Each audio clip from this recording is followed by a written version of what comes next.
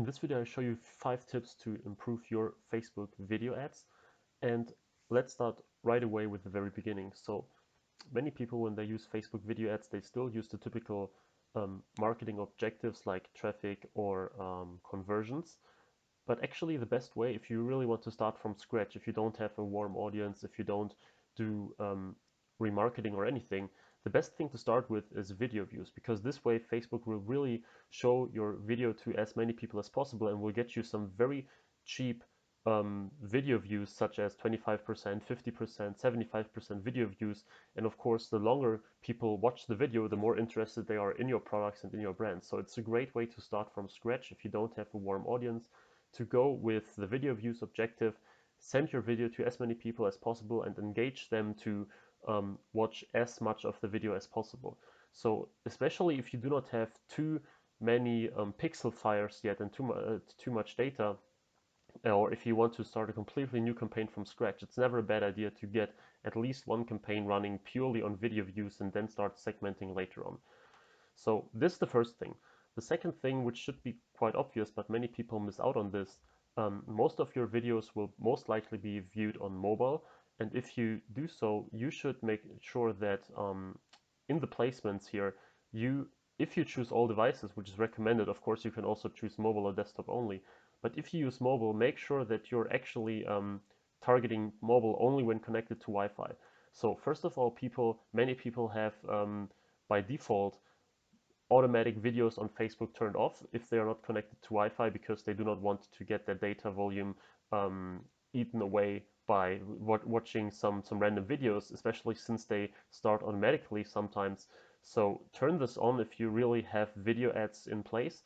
You can leave this on if you do not use video, because many people by now have very high flat rates per month, that they a lot of data volume that they can use each month. But especially for video, many people will not watch them, at least not fully, on a mobile device. So make sure that you use only when connected to Wi-Fi if you are using mobile as part of your audience. So this is the second part that you should actually keep in mind. The third thing is that the first few seconds of your video should be by far the best. So they have to be engaging, they have to be um, engaging enough that they actually watch the rest of the video, because obviously if you have a video which starts very boring, in this case people maybe watch the first 2 seconds, 5 seconds or whatever, and then they leave. But of course they do cost you the same as those who watch the full video, and even more, because your ad might be less and less relevant. So make sure that if you have a video that is like 30 or 40 seconds long, that the first 5 seconds are engaging enough that people actually stick to it. And if they watch the first 5 or 10 seconds, they are also quite likely to watch the rest of the video if you keep this quality of content during the whole video. But the first few seconds are the most important ones, to keep this in mind. Same goes for the thumbnail of the video. If you have a video that has a very interesting thumbnail, people are much more likely to stop and watch the video, especially if this is not an autoplay, so that it will start automatically. So keep this in mind as well. The next thing that is very important is that the video visuals should speak for itself. So I see this many times, that people have a very boring video that just shows, for example, a picture or a very simple, like 2 or 3 pictures in a row, and they do most of the stuff behind it with audio. So they are talking about it or something. This can work sometimes, but the thing is, especially if you have it on autoplay, the sound will not play automatically. So people will start watching the video without hearing the sound, and they might think, well, this video is so boring, it doesn't make any sense, why should I watch this? And they stop it simply because the sound was so important for your video that if people are not hearing the sound, they do not understand your video at all, because you're just showing one picture, or you're just showing a very, very boring video. So make sure that the video also works if the sound is not in place. You can use some background music, you can use some background talk, but make sure that in this case you either have some subtitles in the video, or that the video speaks for itself. So make sure that the video visuals work alone as well. And the last thing actually is based on video engagement, retargeting, and segmentation. So as you can see here, for one of my clients, we have a huge amount of custom audiences for lookalikes, and custom audiences for the websites and traffic and so on. But one very important thing that you should use is video retargeting. So building a custom audience based on the engagement of your video. So as you can see here, we have one of our videos which got 25% video views. So people who watched 25% of the videos um, are 508,000 for the specific video. We have promoted this video a lot, and 25% of people equals 25% of video completions equals to 508,000 people.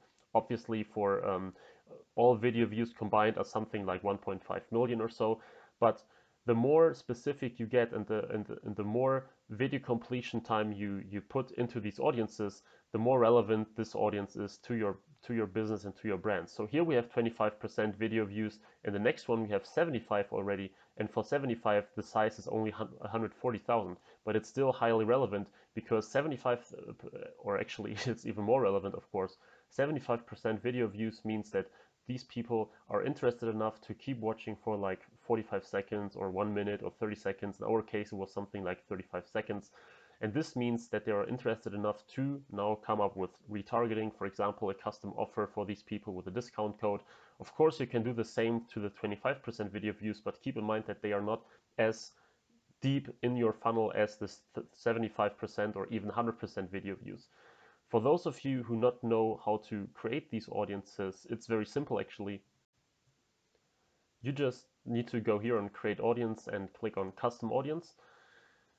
And in the next tab, once my internet is loading, you just click on engagement, video, and then you can choose a content type. For example, people who viewed at least 3 seconds, 10 seconds, 25%.